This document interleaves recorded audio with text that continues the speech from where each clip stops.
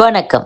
இன்றைய செய்திகள். நோய்வாய்ப்பட்ட நாய்களை கருணை கொலை செய்வது தொடர்பாக தமிழக கால்நடைத்துறை சார்பில் புதிதாக அரசாணை எதுவும் வெளியிடப்படவில்லை. ஏற்கனவே நடைமுறையில் உள்ளதுதான் அது என்று கால்நடைத்துறை அதிகாரிகள் தெரிவித்துள்ளனர்.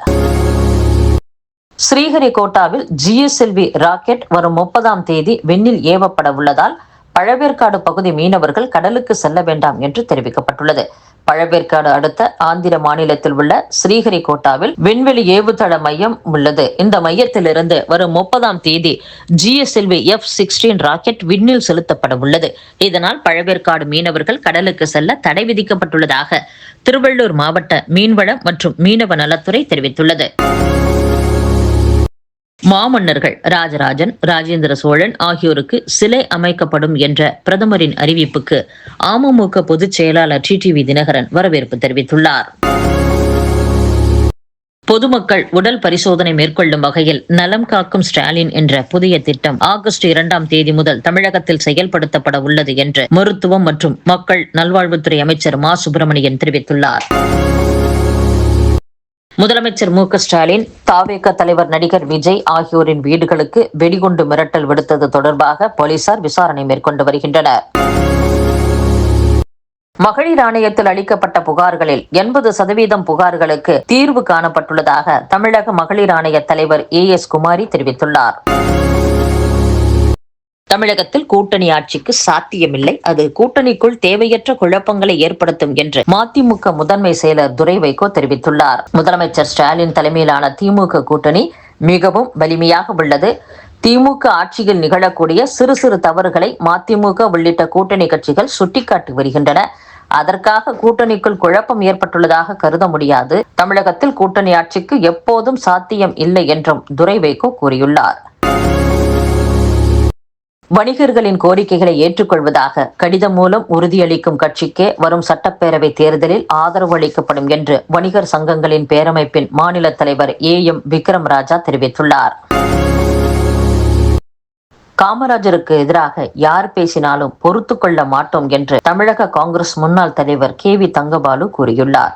காங்கிரஸ் கொள்கை என்பது பூரண மதுவிலக்கு, இதற்காக தொடர்ந்து போராடுவோம் என்றும் தங்கபாலு கூறியுள்ளார்.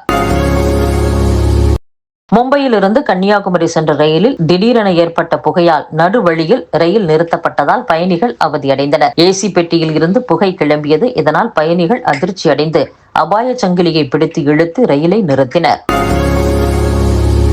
தமிழகம், புதுச்சேரி மற்றும் காரைக்காலில் ஆகஸ்ட் 2ஆம் தேதி வரை இடி மின்னலுடன் கூடிய லேசானது முதல் மிதமான மழை பெய்ய வாய்ப்புள்ளதாக சென்னை வானிலை ஆய்வு மையம் அறிவித்துள்ளது.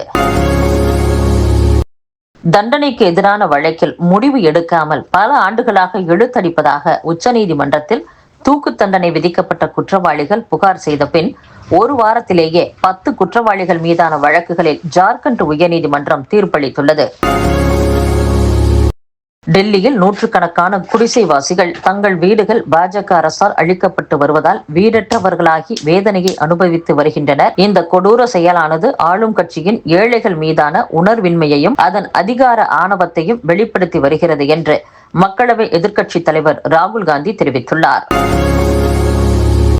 மேற்கு வங்க மாநிலத்தில் பல்கலைக்கழகங்களின் அதிகாரம் மாநில அரசிடம் உள்ளதா அல்லது பல்கலைக்கழகங்களின் வேந்தரான ஆளுநரிடம் உள்ளதா என்பதை தெளிவுபடுத்த கோரி உச்சநீதிமன்றத்தில் வழக்கு தொடரவுள்ளதாக அம்மாநில ஆளுநர் CV ஆனந்த் போஸ் தெரிவித்துள்ளார்.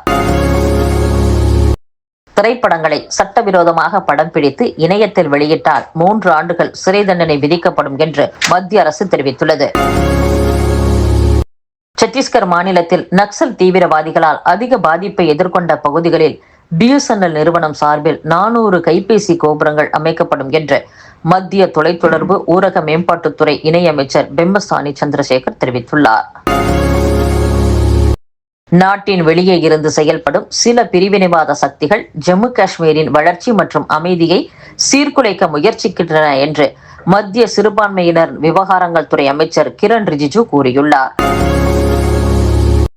காசாவில் நாளுக்கு நாள் பட்டினியால் உயிரிழப்பவர்களின் எண்ணிக்கை அதிகரித்து வரும் சூழலில் அங்கு மனிதநேய உதவிகளை வழங்க சென்ற சமூக ஆர்வலர்களின் கப்பலை இஸ்ரேல் 2வது முறையாக இடைமறித்து 21 பேரை கைது செய்ததாக ஃப்ரீடம் ஃப்ளோரிடா அமைப்பு தெரிவித்துள்ளது. துருக்கியில் ஏற்பட்ட காட்டுத்தீயால் 14 பேர் உயிரிழந்துள்ளனர். காட்டுத்தீ ஏற்படுவதால் 1700 பேர் பாதுகாப்பான இடம் தேடி புலம்பெயர்ந்துள்ளனர். பாகிஸ்தானில் டயர் வெடித்ததில் பேருந்து ஒன்று பள்ளத்தில் கவிழ்ந்து விபத்து ஏற்பட்டதில் 9 பேர் உயிரிழந்துள்ளனர். இத்துடன் செய்திகள் நிறைவடைகின்றன. மீண்டும் நாளை சந்திப்போம். வணக்கம்.